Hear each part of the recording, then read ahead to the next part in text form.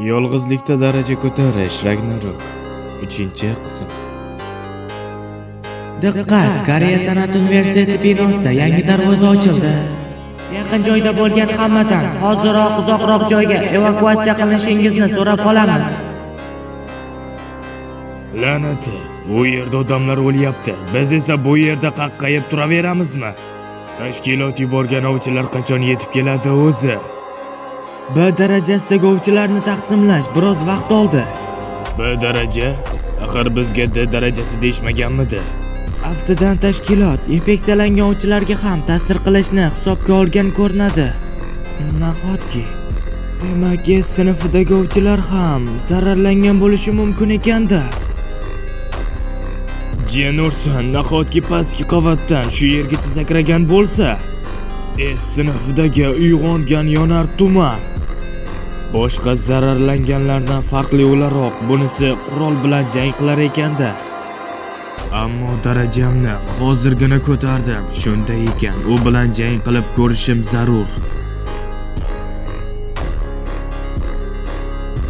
Dahshatli.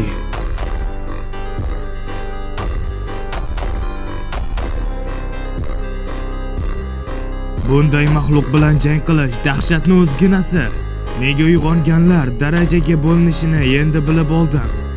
Ovchilar qachon kelishar ekan o'zi? Ular kelgunga qadar men bu maxluq bilan shug'ullanib turaman.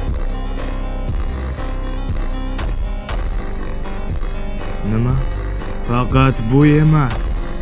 Ovchilar kelguncha shu yerda kutib turamiz. Ular rostdan kelishadi, shundaymi?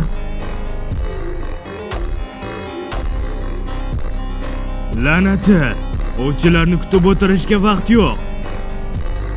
Bu maxluqni to'xtatishim kerak. Agar bitta bo'lsa ham zarba o'tkazib yuborsam, aniq murdaga aylanaman. Ammo nima bo'lishidan qat'iy nazar, uni boshqalarga hujum qilishga yo'l qo'ymasligim zarur.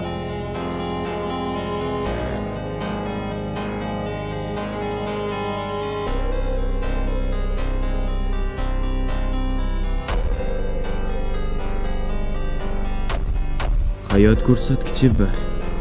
Bitta bal. Aftidan omadim kelgan ko'rinadi. Menimcha tizimga kerakka o'xshayman.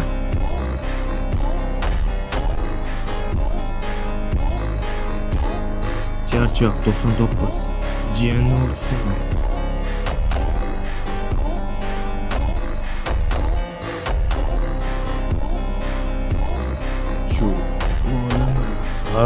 Biroz kech qolibman. Demak bu sen ekansan-da. Men uchun qadrli bo'lgan odamni jarohatlashga qanday hadding sig'di? Yordam bering.